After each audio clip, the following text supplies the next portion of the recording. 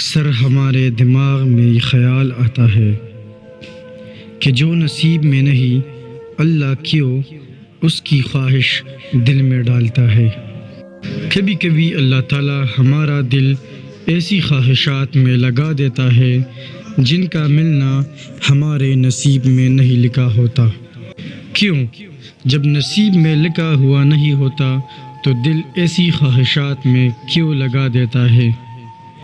کیوں اس چیز کو ہم سے اتنے فاصلے پر رہنے دیتا ہے کہ جتنا اسے پانے کی دعا کرتے ہیں وہ اتنی دور لگتی محسوس ہوتی ہے؟ کیونکہ اللہ تعالیٰ تمہیں اس مقام تک لانا چاہتا ہے جہاں صرف اس کے محبوب بندے ہوتے ہیں، وہ مقام جہاں تک سب کی رسائی نہیں ہوتی، وہ مقام جہاں تمہارا صبر، تمہارا توکل، تمہارے آنسو، تمہارے سجدے اور تمہاری عبادات تمہیں اس کا پیارا بنا دیتی ہے۔ اور ہر کوئی تو اس کا پیارا نہیں ہوتا نا، اور تب تم اپنے لیے مانگتے مانگتے اس راستے پر چل پڑتے ہو جس پر وہ تمہارا منتظر ہوتا ہے۔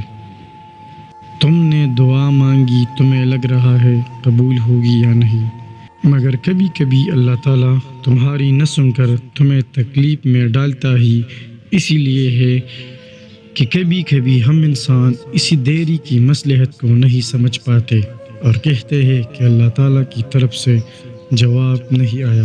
ذرا سوچو، او مہربان اللہ تعالیٰ تمہارا نقصان کیوں کرے گا؟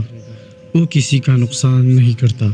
ہمیشہ اچھے کی امید رکھو اور صبر کرو۔